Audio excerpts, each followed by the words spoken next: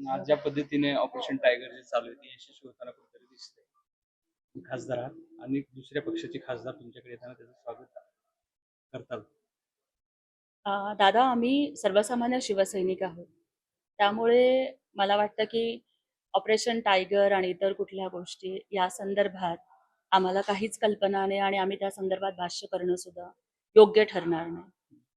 आम्हाला ऑपरेशनचं माहिती नाही, परंतु शिवसेनेचा ढाण्या वाघ, शिवसेनेचे टायगर हे एकनाथ शिंदे साहेब आहेत हे मात्र आम्हाला नक्की माहिती आहे. राहता राहिला विषय विरोधक जी बोंबाबोंब आता करतायत, मला त्यांना एकाच वाक्यात ठणकावून सांगायचंय की तोंड सांभाळून बोला, अन्यथा तोंड फोडायचं कसं असतं हे शिवसैनिकांना खूप चांगलं माहिती असतं.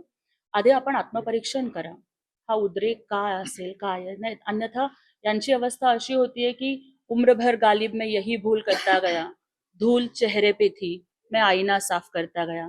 आधी स्वतःचा चेहरा आरशात बघा, हेच मला त्यांना सांगायचं. कुठेतरी खासदारांच्या मनात खदगद आहे म्हणून असं दिसतंय. बघा, ह्या संदर्भात खरं तर ते सन्माननीय खासदारच खूप चांगल्या पद्धतीनं सांगू शकतील.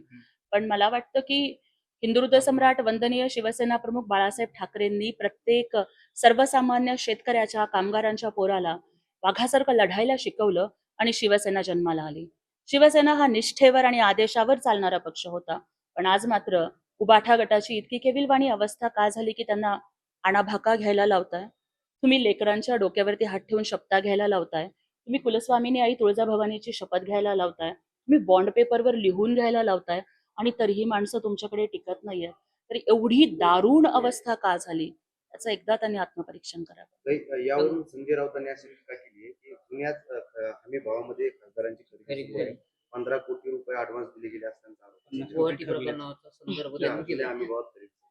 हे बघा, खर तर माणसांना किंमत नसते, माणुसकीला किंमत असते, हेच उबाठाला आणि संजय राऊतांना नाही कळालं. अरे, माणसं पैशाने विकत घेता येत नसतात, निष्ठा पैशाने खरेदी करता येत नसते. त्यासाठी माणुसकी लागते, संवेदनशीलता लागते.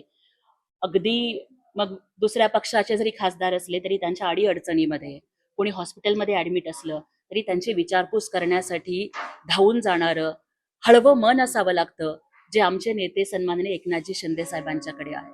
ते प्रत्येकाच्या मदतीला जातात. मदतीचा हात एकनाथ आहे. आमचे साहेब दिलदार आहेत, आमचे नेते दिलेर आहेत. आणि म्हणून आज आपण बघतोय की त्यांच्या पाठीमागं फक्त काही खासदार उभे राहत नाहीत दादा, काही आमदार उभे राहत नाहीत, तर चांद्यापासून बांद्यापर्यंतचा सर्वसामान्य शेतकरी, कामगार, लाडक्या बहिणी या एकनाथ शिंदे साहेबांच्या नेतृत्वासोबत उभ्या राहत आहेत. मला वाटतं this is a real operation tiger. Ambadas Danve म्हणतात की त्यांच्या खांद्यावर बंदूक ठेवली जाते. हे सगळं भाजप करते, शिंदेची एवढी ताकद नाही. खरं तर मला या संदर्भात जास्त काहीच बोलायचं नाहीये, पण दानवेजी, मला आपल्याला एवढंच सांगायचं आहे की जेव्हा आपण एक बोट दुसऱ्याकडे करतो तेव्हा 3 बोटं आपल्याकडे असत असतात. की बघा, म्हणतात ना की वाघाची शिकार करण्यासाठी फितुराचा खांदा वापरून चालत नसतो. त्यासाठी खांदा निष्ठावंत लागतो, शिकारी जातीवंत लागतो. जे करायचं असतं, लढायचं असतं, त्यासाठी वाघाचं काळीज लागतं. जे वाघाचं काळीज माननीय एकनाथजी शिंदे साहेबांच्याकडे आहे. पण उबाठा, संजय राऊत यांच्यासाठी मी एकच वाक्य बोलू इच्छिते कि लड़ने के लिए शेर का कलेजा चाहिए, लेकिन आपके पास कलेजा भी नहीं और भेजा भी नहीं. शेवटचा नाना प्रश्न पटोले आहे की असं ऑपरेशन अनेक यशस्वी केलेत त्यांनी. कुठले? शिंदे साहेबांनी यापूर्वी जे ऑपरेशन महाराष्ट्राच्या विकासाचं ऑपरेशन साहेबांनी यशस्वी करून दाखवलं, ते जास्त परत महत्वाचं आहे नाना पटोले आमच्यासाठी. असं म्हणतात की ऑपरेशन टायगर नाही तर ऑपरेशन गिधड आहे.